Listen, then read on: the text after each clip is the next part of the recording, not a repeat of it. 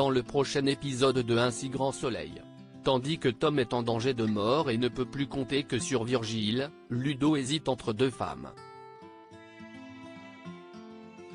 Attention, les paragraphes qui suivent contiennent des spoilers sur l'épisode d'Un si grand soleil diffusé demain soir sur France 2. Si vous ne voulez rien savoir, ne lisez pas ce qui suit.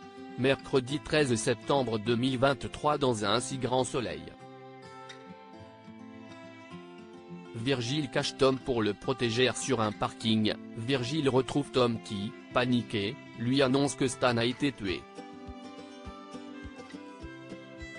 L'adolescent a peur, il pense être le prochain sur la liste. Virgile lui promet qu'il ne laissera rien lui arriver et décide de cacher Tom dans un endroit retiré.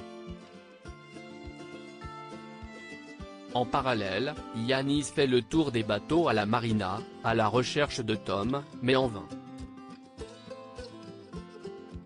Dans la planque de Virgile, Tom appelle sa mère et prétend avoir dormi chez un ami. Il ajoute qu'il va y rester quelques jours pour préparer un exposé. Une fois l'appel terminé, Virgile explique à son jeune protégé qu'il va dorénavant devoir être discret et qu'il ne pourra plus appeler personne. Il lui rappelle ce qui est arrivé à Stan et lui demande de se tenir à carreau. Pour rassurer Tom, Virgile lui jure de trouver un moyen de s'occuper de Yanis et de ses hommes. Mais pour cela, il a besoin d'informations et demande à Tom de se souvenir de détails qui pourraient les aider. Manu et Thierry font le point avec Becker sur la mort de Stan. Ils ont perquisitionné chez lui et ont retrouvé une quantité énorme de Buddha Blue. Ils pensent que Stan était le dealer du jeune ado décédé, et également le dealer du lycée Flaubert. Yanis retrouve Aubert, son patron, et lui fait savoir qu'il pense que Virgile cache Tom quelque part. Aubert met la pression à Yanis et lui ordonne de pister Virgile et de se débarrasser de Tom au plus vite. Emma débarque chez sa mère afin de prendre des nouvelles. Elle lui propose de faire quelque chose tous les trois, avec Tom, pour fêter son retour, mais est déçue lorsqu'elle apprend que Tom est chez un copain pour quelques jours. En se rendant dans la cuisine, Emma trouve des tickets de grattage dans la poubelle. Nathalie prétend tout d'abord qu'il s'agit d'anciens jeux de grattage, avant d'admettre qu'elle rejoue un peu. Emma est consternée. Elle lance à sa mère qu'elle est malade et qu'elle ne changera jamais, puis s'en va. Nathalie fond en larmes. Point de retour au sauvage, Emma annonce à Victor que sa mère a replongé. Victor tente de l'apaiser en lui expliquant que l'addiction est une maladie dont il est difficile de guérir. Emma craint que Tom se mette également à refaire des bêtises si leur mère replonge. Elle trouve étonnant que son frère ne lui ait pas parlé de la rechute de leur mère, et pense qu'il la couvre.